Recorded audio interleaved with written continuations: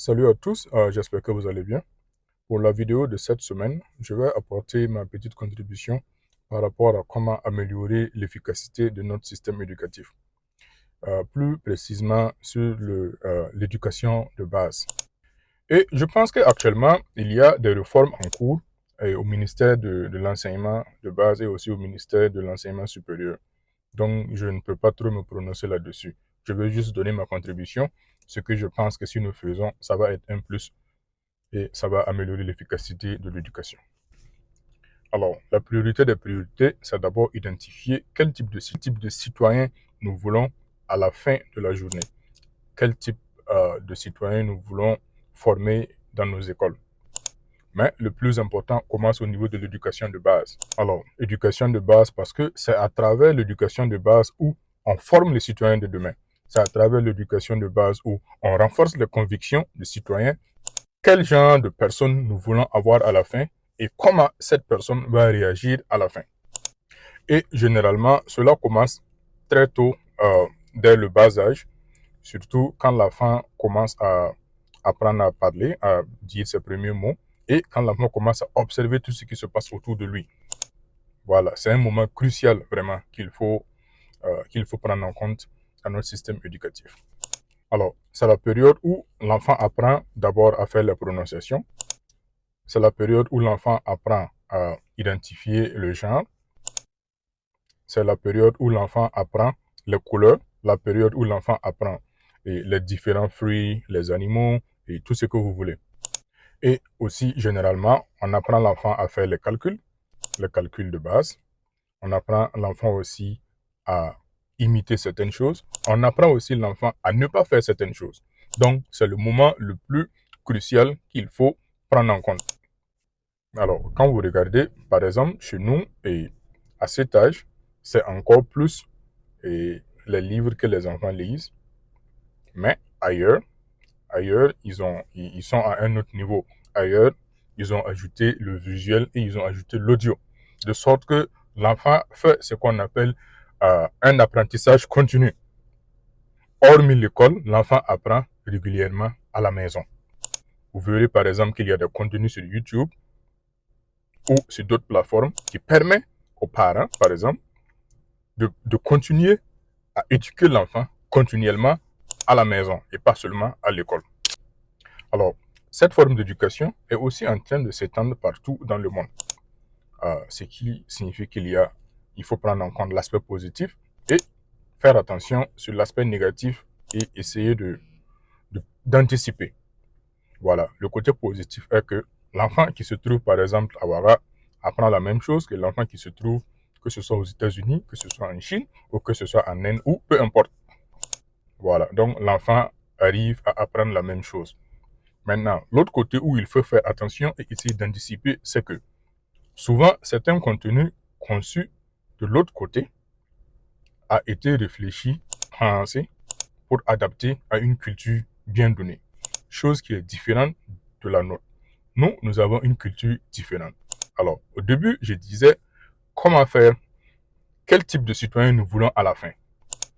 Est-ce que, en fonction de cet objectif, devrons-nous continuer à laisser nos enfants absorber ce qui a été conçu, réfléchi et pensé ailleurs pour leur culture, de sorte à ce que nos enfants acceptent la même chose qui peut être différente parce que les cultures sont différentes. Comme le dit souvent, apprends la manière de danser de ton camarade, mais pas son caractère. Alors, que faire puisque actuellement, il y a une différence au niveau du flot de l'information. L'information, généralement, vient le plus souvent de l'autre côté vers nous. Nous consommons plus que nous produisons.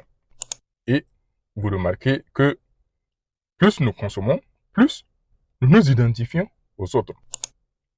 Si vous remarquez au pays, depuis ces 5 ou 6 dernières années, vous verrez qu'il y a plus de jeunes qui commencent à se teinter les cheveux. Chose qui n'existait pas auparavant. Ou ça existait, mais on pouvait le compter du bout de doigt. Donc, plus nous continuons à consommer ce qui vient de l'extérieur, plus nous allons nous identifier à eux. Donc, c'est là où je dis, en fonction du type de citoyen que nous voulons à la fin, commençons à anticiper dès maintenant et commençons à faire des propositions et commençons à faire des plans à comment anticiper et comment éviter que le pire arrive après. Alors, je dis cela parce que, et je dis le pire parce que nous allons nous retrouver avec des citoyens comme nous, mais qui réfléchissent comme les autres. Donc, il y aurait un gap entre le corps et l'esprit. Et ça, c'est un danger. Voilà.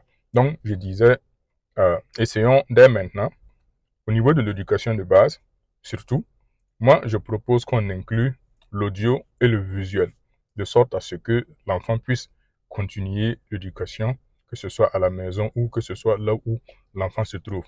Alors, ça existe déjà, et c'est de là où je voulais en venir. Ça existe déjà, mais comme je dis, le contenu vient de l'extérieur. Alors, comment l'État peut essayer d'anticiper? Combien de créateurs de contenu nous avons? Combien de graphistes? Combien d'infographes? Combien d'ingénieurs en électronique? Comment l'État peut travailler avec toutes ces personnes de sorte à ce que nous puissions aussi créer des contenus adaptés à nos enfants dès le bas âge. Créer des contenus pour changer ou au moins diminuer le flot de l'information. Je ne veux pas dire qu'il faut fermer la porte à ce qui vient de l'extérieur, non.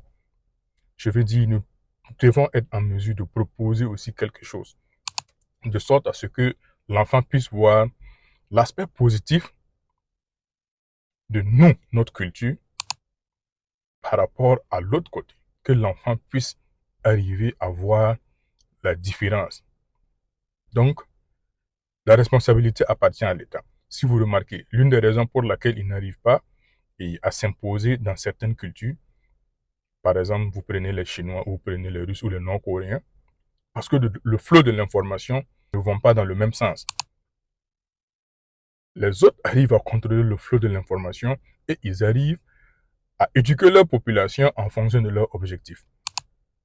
Et je pense que si nous arrivons à faire cela, ça va peut-être prendre des décennies dans le cas du Burkina, parce que nous sommes toujours dépendants sur beaucoup de choses, mais il est temps de commencer à y réfléchir, il est temps de commencer à anticiper, il est temps de travailler à améliorer les choses. Sinon, ça serait peine perdue. Voilà. C'est tout ce que je pense et par rapport à ce sujet. Je ne peux pas rentrer trop en profondeur parce que c'est un sujet très sensible. Donc, on ne peut pas rentrer dans les profondeurs. On va juste se limiter à là, de sorte à ce que chacun essaye de réfléchir à son côté pour voir comment apporter sa contribution au plus. Alors, c'était là ma contribution par rapport à ce sujet. Dites-moi ce que vous pensez dans les commentaires.